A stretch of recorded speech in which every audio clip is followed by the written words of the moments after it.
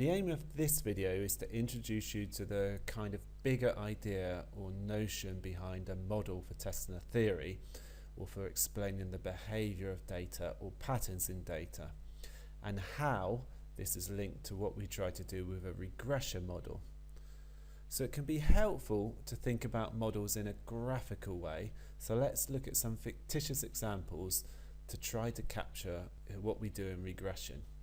So this plot shows the relationship between duration of study and exam score in statistics, two numerical variables. The relationship appears linear. How might we explain this relationship? Well, we already know that a correlation coefficient measures the strength of the linear association, but a correlation coefficient does not describe the relationship in any way. It does not give us any information on how much better students might do in their statistics exam, say, if they increase the amount of study time by an hour per week. This is the sort of question that a regression model can help us to answer. So what sort of model might describe the pattern we see in these data? A linear line seems a good representation, and we call this model a simple linear model because we have only one explanatory variable, the duration of study, and the relationship modelled is linear. The line can be described mathematically, and we'll discuss this in another video as this relates to how we interpret a regression model. But for now we can say that the mathematical description of the model is set up so that it allows us to estimate an effect measure or an association of interest, namely, on average, did those students who study longer do better, and by how much? So put more generally, the regression model can tell us if there is a relationship and what is the relationship. So here's another example. This time we're interested in whether a previous course in statistics is related to exam score. Now we have a binary exposure variable. What sort of model might we try to fit to these data? Well, we might allow for each group of students to have a different mean.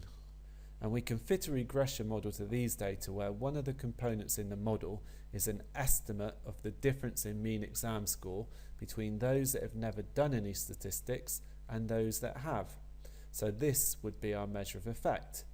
And we call these components, these measure of effect, regression coefficients. You might recognise that this setting is exactly the same as that which we illustrated for a two-sample comparison of means, or a two-sample t-test.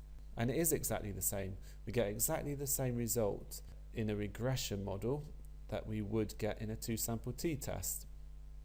Now this is also a simple regression model because it involves only one explanatory variable. So a regression model can be used for binary exposures. We can easily extend this model to situations where the categorical variable has more than two levels. So here, for example, we have an exposure variable with 3 levels. Did you get enough sleep during revision? No, yes, or too much. So we could try to model these data in such a way that 3 means are allowed, 1 for each level or group.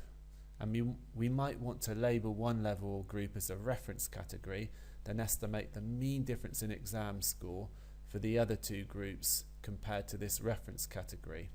And these 2 differences against the reference category would be our measures of effect.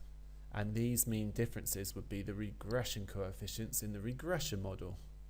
So this would still be a simple regression model as well, because it has only one explanatory variable, but this time the explanatory variable has 3 levels. And some of you that have done statistics before may have been taught how to compare more than 2 sample means using something called an analysis of variance. A regression model set up to answer this question is exactly the same as an analysis of variance, or an ANOVA, and will give you exactly the same results.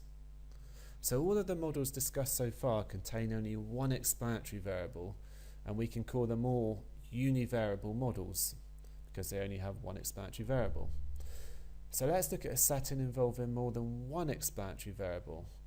So here we're interested in the relationship between the duration of study and exam score, but we're also considering a third variable, which is whether a student has studied further maths or not. If we use a univariable model and fit a straight line through all of these data points as so, we can see that we'd underestimate the relationship between duration of study and exam score in both of the groups, because those with a maths background tended to study less but do a bit better on average. Now this is a graphical representation of confounding.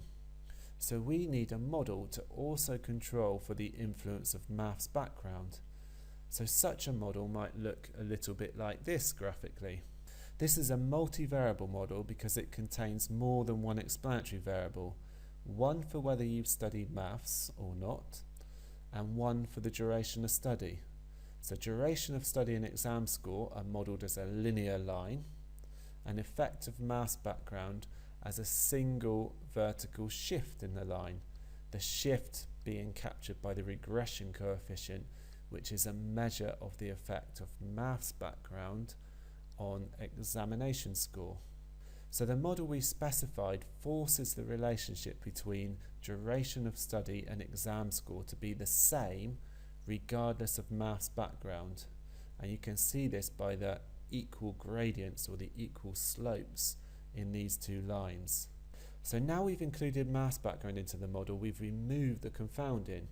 We'd say that the association between duration of study and exam score has been adjusted for maths background, or that maths background has been controlled for. Now often this is a key motivation behind using a multivariable regression model, particularly when we're dealing with observational studies where confounding is likely to be the biggest weakness. So what about this final situation?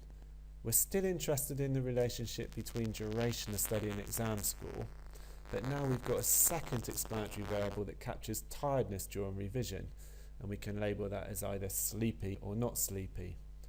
And you can see that the association between duration of study and exam score seems to differ depending on whether the student was sleepy or not during revision. So we would want a regression model to capture this pattern. So this pattern here is actually a graphical illustration of an interaction, or sometimes called effect modification. So the association between exposure and outcome differs depending on a third variable, or the effect is modified depending on a third variable. So we could do a test to see whether there is any evidence for an interaction by calculating a coefficient that captures the difference in the slope between these two lines, or the difference in the gradient.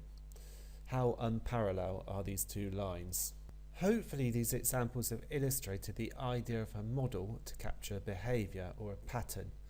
The model is born out of the research question or some underlying theory, and normally we try to find a parsimonious model, and the statistical model, in this case a regression model, is set up to test this theoretical model using the sample data.